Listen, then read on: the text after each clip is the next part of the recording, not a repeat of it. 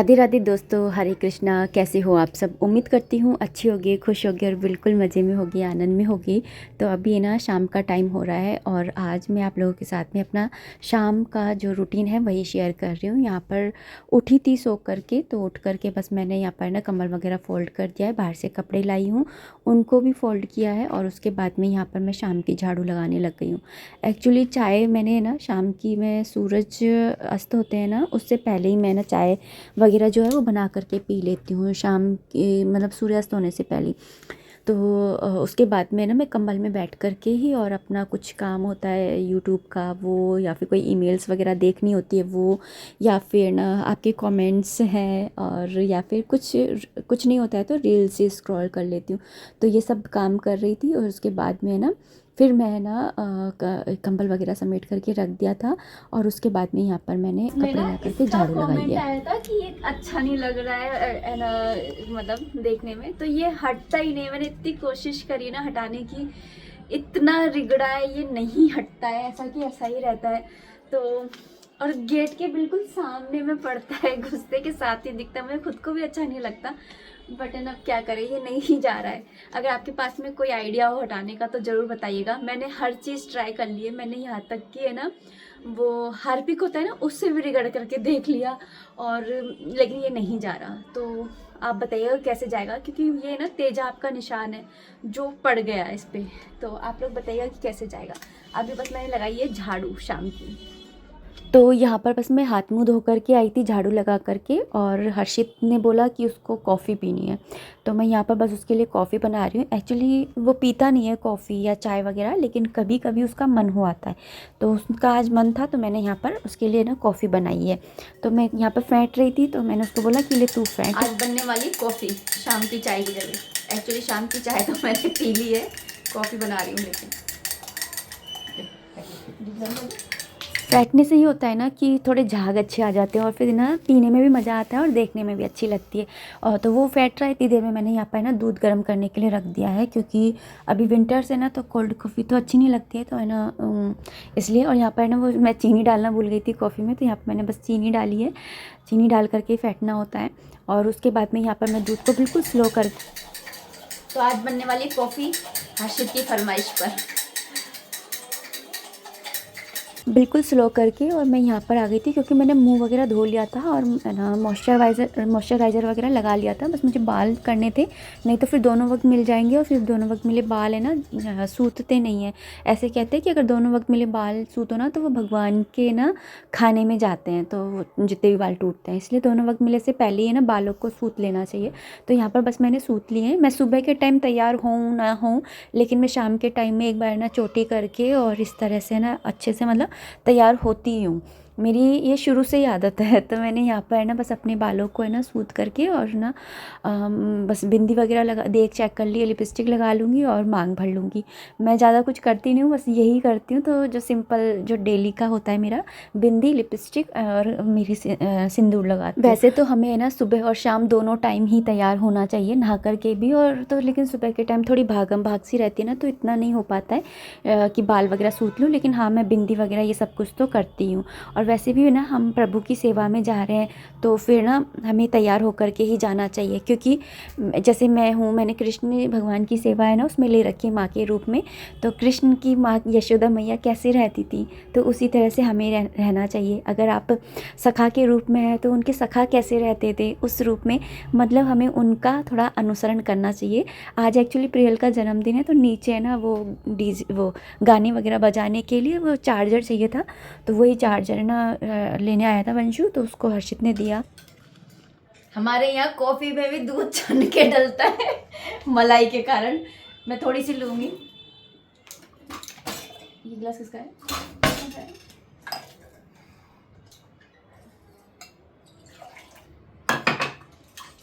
नुकसान करती है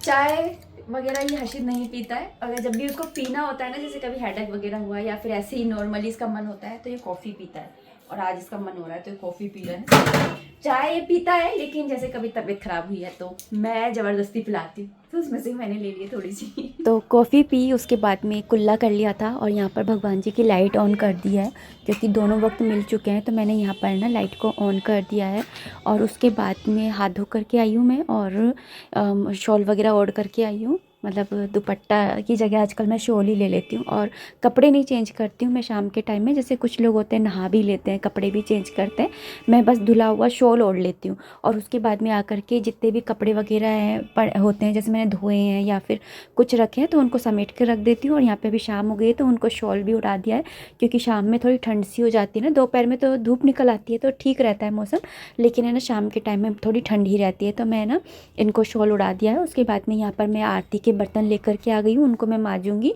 तो मेरे पास में ना ये वाला कमेंट भी आया था कि शाम को भी है ना बर्तन मांजने चाहिए क्या।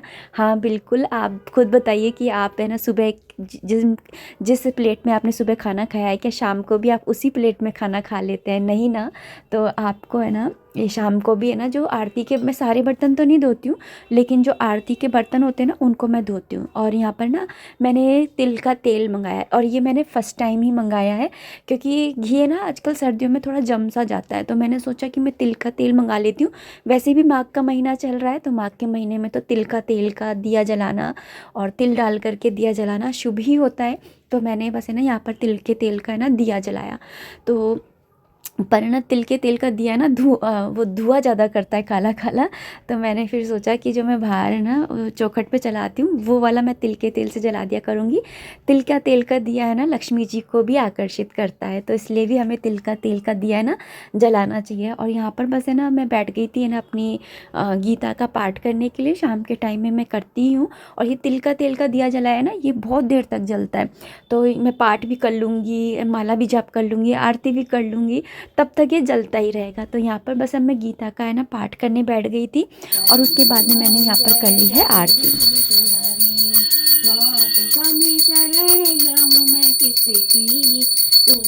आस करूँ मैं जिससे की, ओम जय जगदीश हरे। तुम अंतर्यामी स्वामी तुम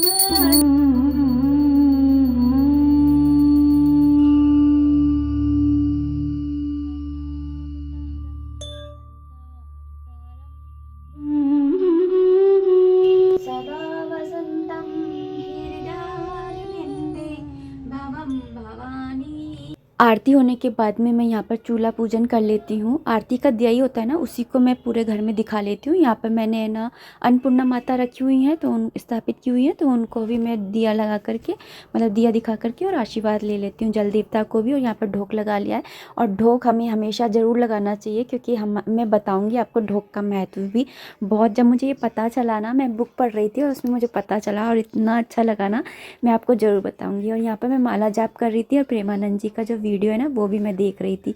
तो ये होता है ना, हम माला जाप करते हैं तो हम माला तो जाप करते रहते हैं लेकिन हमारा मन कहीं और भटक जाता है क्योंकि हमारे दो मन होते हैं, मुझे ऐसा लगता है। इसलिए मैं माला जाप करते समय प्रेमानंद जी महाराज का ना वीडियो चला लेती हूँ, उनके प्रवचन सुनती रहती हूँ और माला भी जाप करती रहती हूँ। और ये जो दिया है ना ये काफ़ी देर तक जल जाता है, तिल के तेल का। देखिए बहुत देर से जल रहा है। आज एक्चुअली प्रियल का है बर्थडे, तो मैं यहाँ पर हम लोग है ना नीचे आ गए थे बर्थडे में। और यहाँ पर डेकोरेशन देखिए, ये प्रियल और ये 5 लिखा है ना, ये इसकी मम्मी ने खुद अपने हाथों से बनाया है। खुद अपने हाथों से कुछ करो ना, उसकी खुशी एक अलग ही होती है ना। तो यहाँ पर ये देखिए प्रियल से भी मिल लीजिए, आज तो उसकी भैया बर्थडे गर्ल है। तो यहाँ पर बस है ना उसका केक वगैरह कट रहा है, तो आप सभी उसको अपना आशीर्वाद ज़रूर दीजिएगा।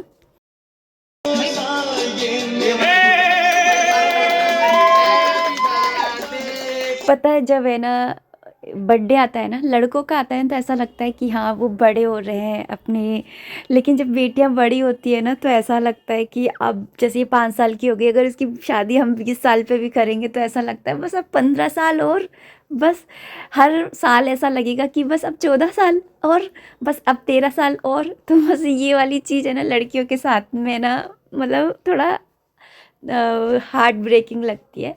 But it's okay. आजकल तो भैया फ़ोन वोन का ज़माना है, बात बात हो जाती है, लेकिन फिर भी जो घर की रौनक होती है ना, बेटियां तो घर की लक्ष्मी होती हैं। यहाँ पर केक कटाया और वो खुद ही खाने में लग रही थी।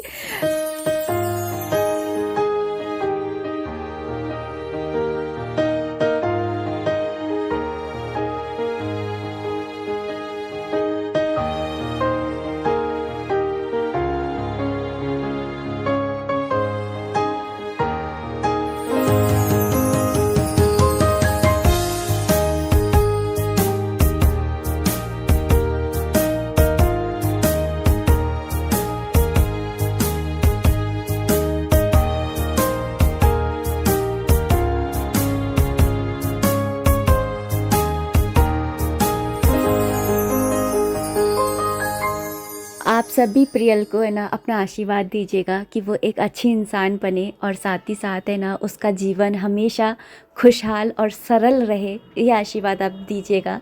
लड़कियों का है ना एक जन्म नहीं होता है, लड़कियों के 3 जन्म होते हैं।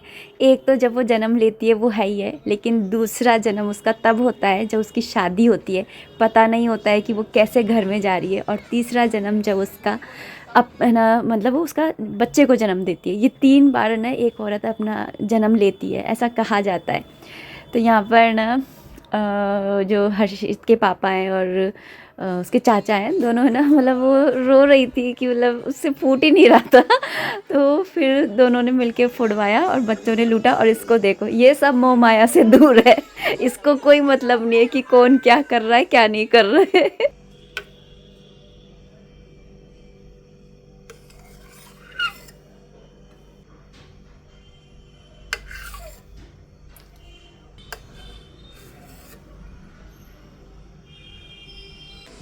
आज है नेक्स्ट डे और आज है सैटरडे। और सैटरडे मैंने यहाँ पर ना रात को नहीं, सॉरी, सुबह जल्दी उठी थी ना, तो उस टाइम पर ही मैंने ना ये दाल भिगो करके रख दी थी कि काली उड़द की दाल बनाऊंगी। तो सैटरडे होता है ना, तो सैटरडे को मैं काली उड़द की दाल या फिर काली मसूर की दाल बनाना मुझे ना अच्छा लगता है, मतलब शुभ अच्छा होता है खाना। और चने की दाल मिला करके खाओ तो ये और भी ज़्यादा अच्छा होता है, जैसे काले चने खाओ ये भी अच्छा होता है। तो यहाँ पर मैंने भिगो दी थी, तो बस अब इसको इसमें से ना मैं अभी फ़िलहाल जो है वो झाग निकाल रही हूँ।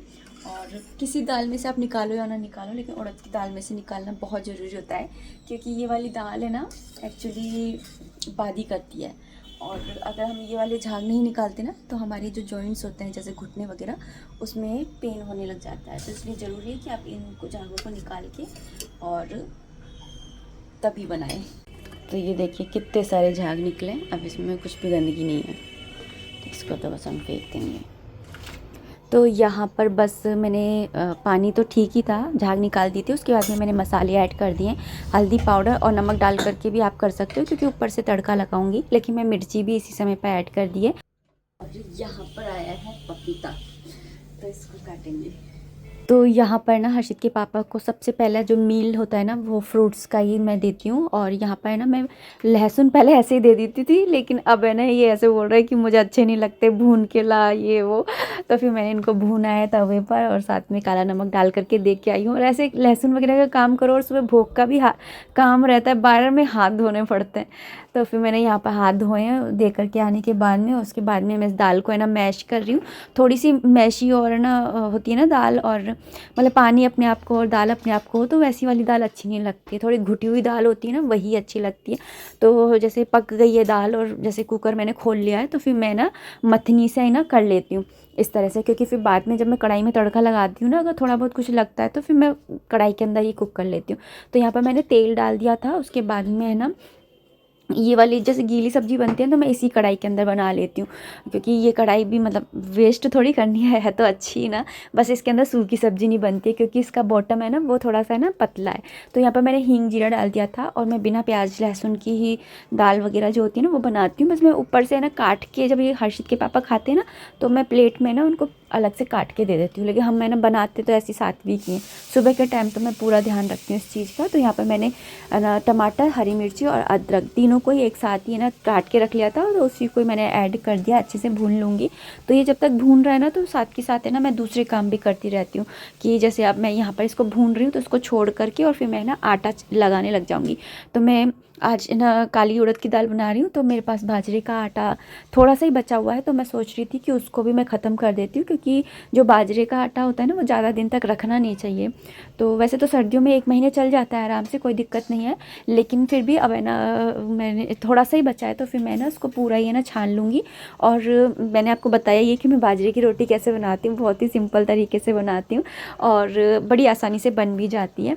तो यहाँ पर बस मैंने बाजरे का आटा छान लिया था, उसके साथ में थोड़ा सा है ना जो सादा आटा होता है वो मैं ऐड कर देती हूँ, जिससे रोटी बेलने में ना सही रहता है। तो यहाँ पर बस मैंने आटा वगैरह छान लिया है और उसके बाद में इसको गूँथ लूँगी। नमक पहले ही डाल दिया था और है ना सब्ज़ी को भी देखती रहूँगी कि है ना वो जल वल नहीं जाए। तो यहाँ पर वो हो गया था सारा कुछ, तो फिर मैंने बस दाल को भी इसके अंदर ऐड कर दिया है। और इसी तरह से सुबह के काम तो मतलब हर घर की लेडीज़ के सुबह के टाइम तो भाई नहीं होता है टाइम किचन से बाहर निकलने का। तो यहाँ पर ना बस मैंने दाल को छोंक दिया है और उसके बाद में बस आटा ही लगाना है मुझे। तो आटा लगाऊंगी और उसके बाद में जल्दी जल्दी से ना भगवान जी की है ना भोग की रोटियाँ सेकूँगी।